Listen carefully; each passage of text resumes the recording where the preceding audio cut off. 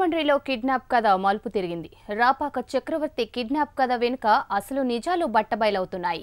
Kidnap కు గురైన రాపాక చక్రవర్తి గరానా మోసగాడుగా తెలుస్తుంది.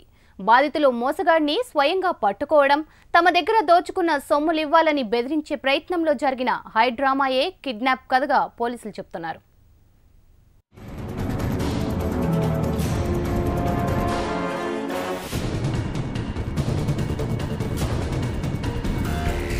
ఈ ఫోటోలోని వ్యక్తి పేరు రాపాక చక్రవర్తి. తూర్పుగోదావరి జిల్లా మలికిపురానికి చెందిన చక్రవర్తి అమాయకుడేం కాదు. సూటు బూటు స్కోడా కారులో తిరుగుతూ ఉద్యోగాలిప్పిస్తానంటూ నమ్మబలికి అమాయకుల్ని నిండా ముంచుతున్నాడు. తాను ఎన్ఆర్ఐనని రియల్ ఎస్టేట్ వ్యాపారిగా చెప్పుకుంటూ యువతను మోసగించడమే ప్రొఫెషన్గా చేసుకున్నాడు ఈ మాయలోడు.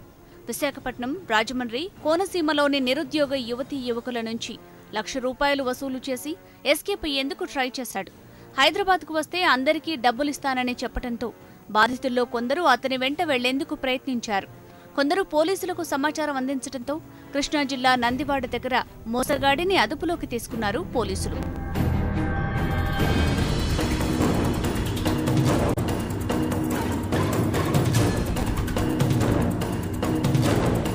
పోలీసుల విచారణలో ఆసక్తికర విషయాలు వెలుగుచూశాయి. బాధితులు బెదిరించడంతో హైదరాబాద్కు స్కోడా కార్లో బయలుదేరిన చక్రవర్తి తనను కిడ్నాప్ చేశారంటూ ప్రచారం చేసుకోవడంతో పోలీసులు సైతం అతడి హై డ్రామాకు మోసపోయారు.